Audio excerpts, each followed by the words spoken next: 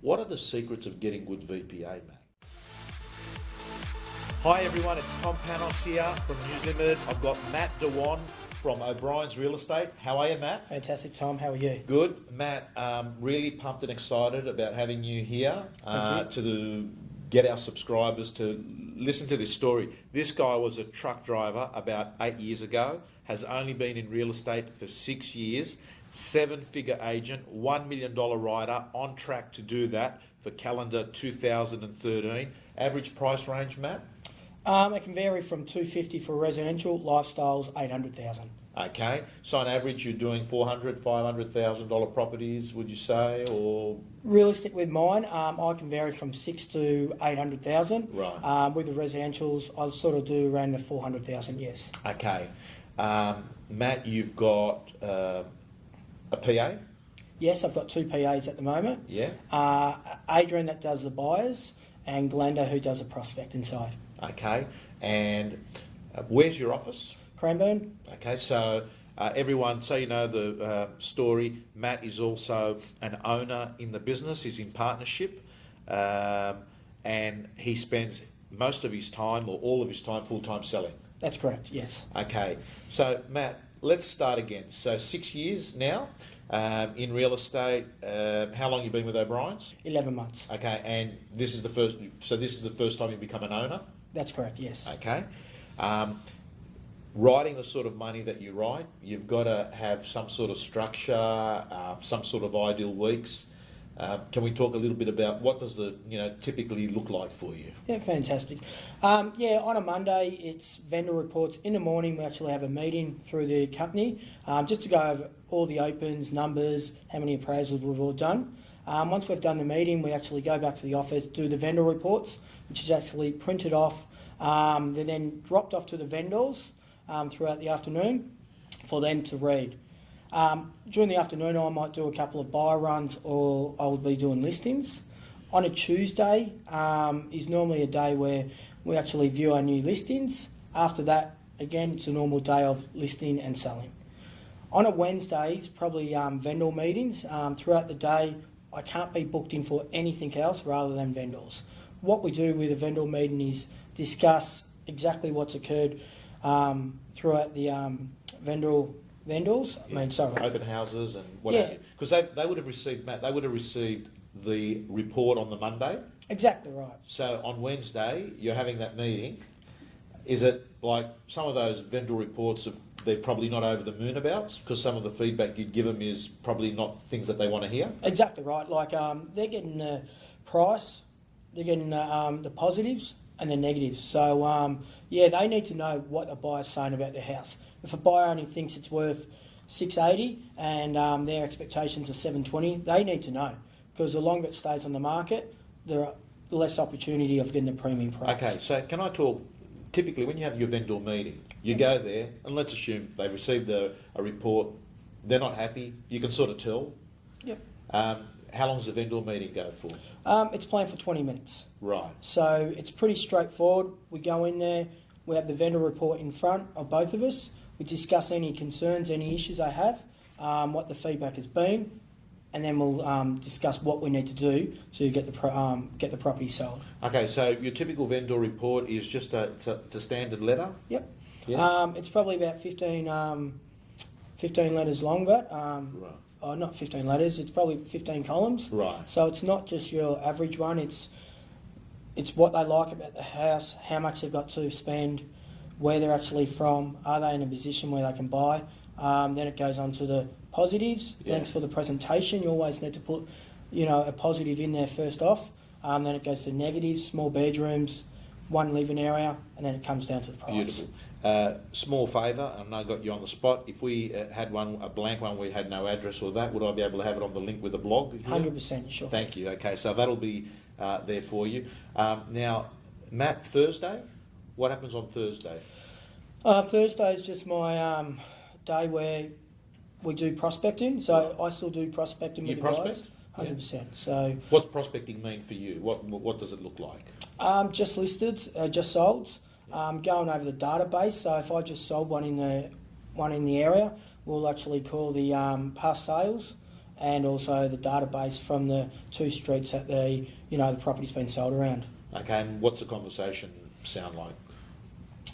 Thanks, Tom. It's Matt Dewan here. Just haven't touched base with for a while. As you know, we've just listed the property or just sold the property 5 doors down the road from you. It's on the market at $680,000. Would you mind? Would you like to just get an appraisal done on your property?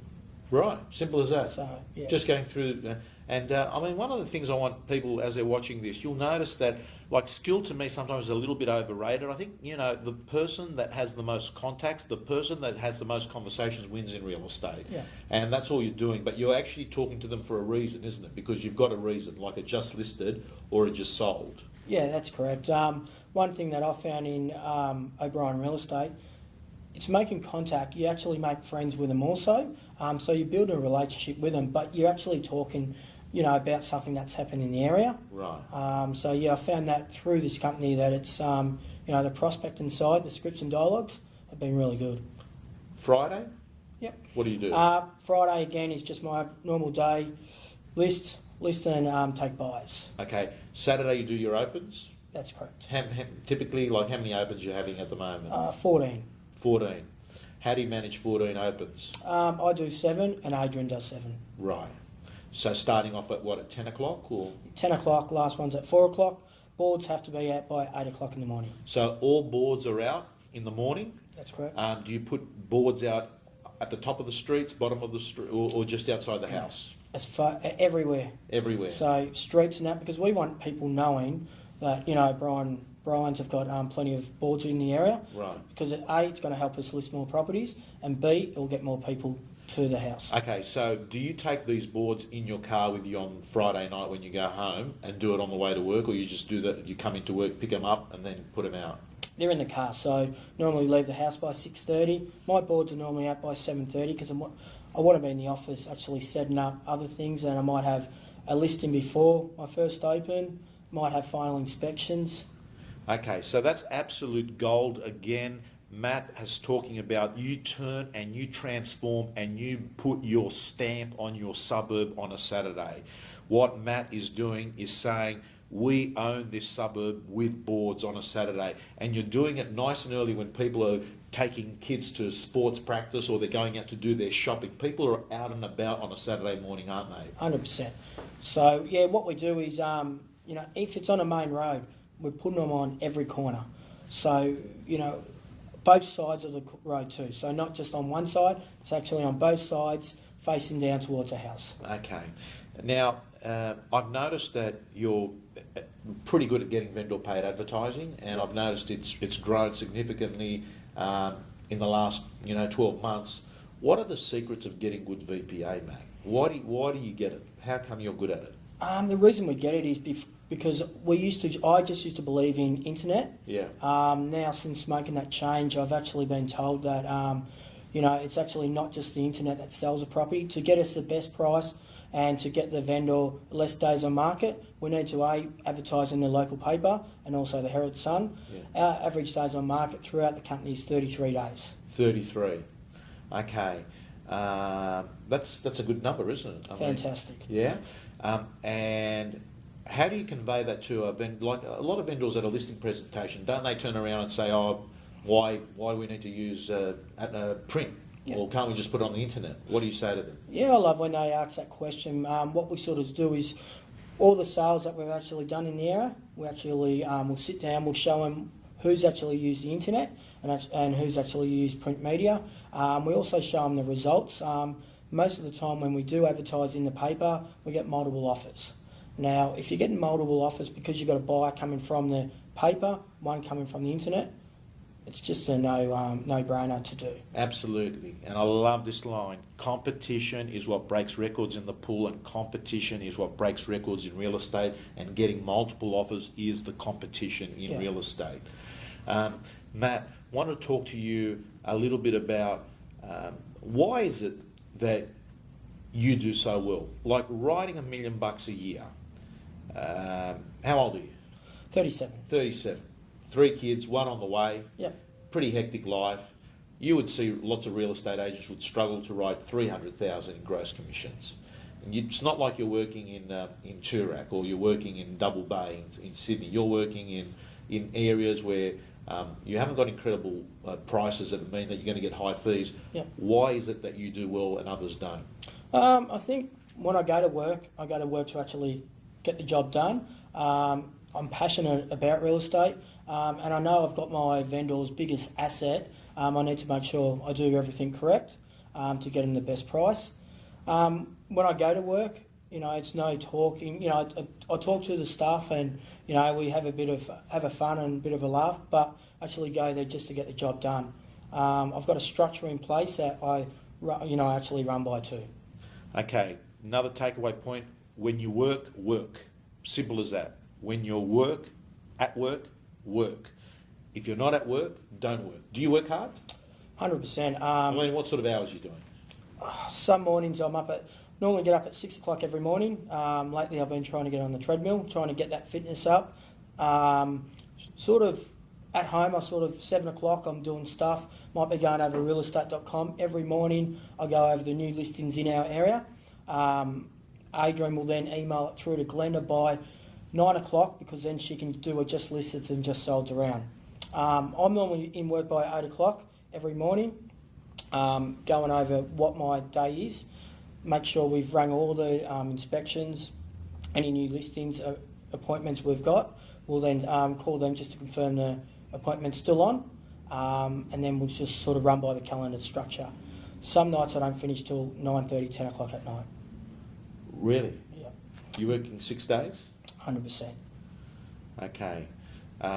So you're getting home 7 o'clock, 8 o'clock at night? Pretty much 8 o'clock is the earliest. Right. On a vendor meeting night, it's 10 o'clock. Right. Well, bottom line is there's a price to pay for hard work, and as I say, commission is the applause for hard work, and this guy here is doing the work if you're listening to the hours that he's doing. Do you mind doing it? I love doing it. If I'm getting great results for my vendors, it's if I'm not going to work hard and work to get the best result for my vendors, I might as well get out of real estate. Right. Okay. So you do like the job. It's not like you're forcing yourself to. No, I love it. I love the adrenaline when you're getting multiple offers to get your vendor the best price. I love when the buyers say, well, we've only got this amount to pay, we'll only go to this amount, and then you push them up and get them an extra 20,000 out of them. Right. It makes you feel good that you've got the absolute best for your vendors. Yeah. Can I talk about listing presentations? Yeah. You go to them on your own, or you take your assistant with you? Go by myself. And usually, is it a two-stage process, or you sign it up on the first visit? Sign up on the first visit. Yeah. Do they get anything beforehand? I know some agents do pre-listing kits. Yep. You do pre-listing kits? 100%. Just on the way here, I had a call in about doing a listing. Took the call. Adrian had to be there within 2 hours of dropping the pre-listing off. Right. What's in the pre-listing kit? Just information about sales in the area. So that was a lifestyle property. So we've had the 6 latest lifestyle properties sales in the area. O'Brien Real Estate, just information about the O'Brien Real Estate. A presentation kit. We Sell More document, which gives all the sales from our company over the last 30 days. The highest price in the area and the lowest price. Okay. And when you go over to the property, Matt, what's the listing presentation look like? Do you do a tour of the property first, or you sit down and talk to them first? How does it, or does it change every time? No, yeah, it doesn't really change. It's sort of, first thing I like to do is get a feel of the house. Even if I've known the house, I know most houses in my core area. I like to walk the outside of the property first, make sure you walk the boundaries, ask about what the property, has it got water, like on the lifestyle septic tanks. You need to know everything about the property. Once inside the property, you want a full tour. Every room, bathroom, toilet. You're taking notes? 100%. So on a pad, you're writing? Yes. Yeah? Yeah, so make sure you're taking details, because it makes you look like you're involved, in what they're actually saying about your house. I let them do the talking, so just ask a few questions.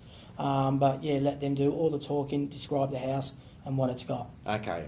Eventually, when it's time to have the business conversation, which is about getting picked, Yep. and this is the price that it's going to cost you, and marketing. Yep. How does that? You go sit at a where's that? That happens at a dining table, or Yeah, it happens at the dining table. First of all, did one this morning. We sort of got comfortable, sat in the lounge room, and just had a quick discussion about their personal life, how they're going. And then once we got down to business, I said, do you mind if we go and sit in the kitchen tables just so we can do a presentation and show exactly what's going to occur during the sale? Probably the main thing also is asking them what they'd like to actually hear from today's meeting. So ask them if they've got any concerns or questions. Make sure, feel free just to ask straight away. right? Okay, so Matt, when you talk about marketing and the commission, Yep. how does that go? What do you say? Probably been the market leader. It's quite easy to sell to them based upon we've probably got 80% market share in our area right now. They've seen the results. They've seen the results that we've actually achieved over the last 9 months.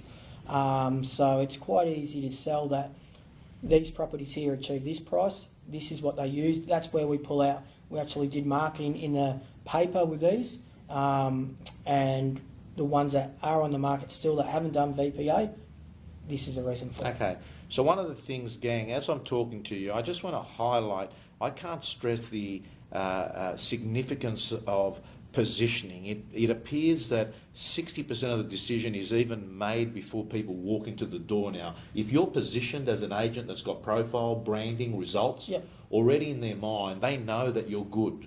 All they're really doing is meeting you to validate more or less what they're feeling.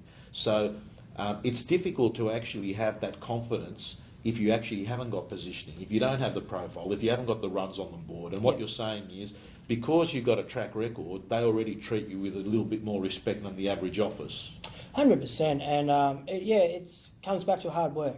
When I actually started, there was a gentleman who had control of the area for 20 years. I took it over within 16 months. Now it's now people know myself, people see the results, people know Matt Dewan as a lifestyle expert. You need to speak to him.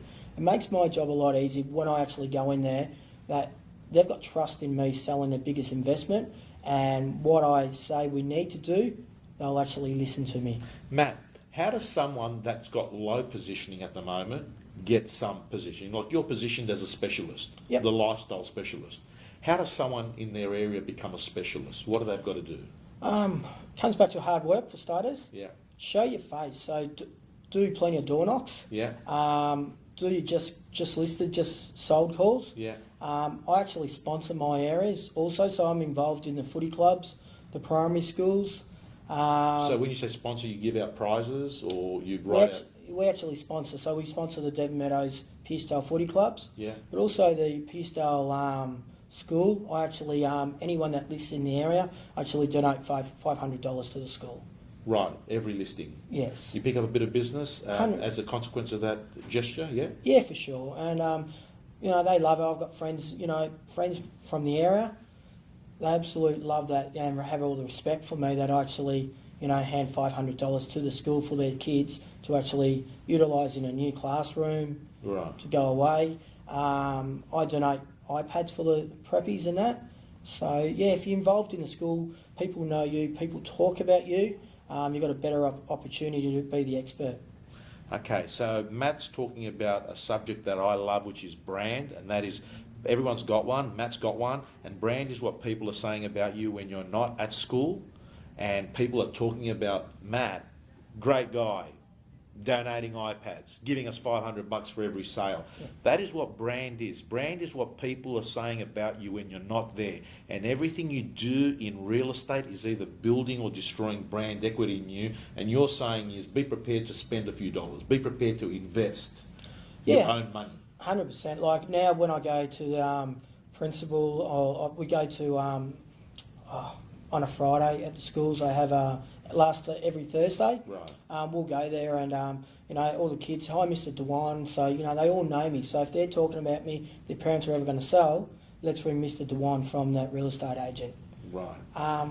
It's also like when you sell a house, just don't give them a small gift. Actually give them a meal to go out. So when they're actually out, I've had a few people just send a photo, thanks Mr. Dewan for this meal tonight. This at settlement. That's correct. So do they get a settlement present, all your buyers or sellers? Yeah, everyone, they get a O'Brien esky. We give an esky, but also I give them a meal out for two to a restaurant. Right. Okay, Matt, shortly we're going to finish off, but I'm going to ask you a question I ask most people I interview, and that is if Matt was meeting Matt 6 years ago, what's the best piece of advice you'd give yourself? Probably make sure you've got the right structure that you want to go down the path of. Right. But work hard. Work hard. Only probably have 1,500 houses that you're actually going to work around. Any more, it's just too hard to prospect and get people to know. Okay, so become a specialist, pick 1,500 houses, get out there, meet the people, do the hard work. Hard work pays off in the future. Laziness will pay off in the short term, but in the future, hard work will get you through, and you will be building the platform to get momentum to create a 7-figure business as you have done. Matt, thank you so much. Thank you, It's Tom. a pleasure meeting you. Thank you. Thank you.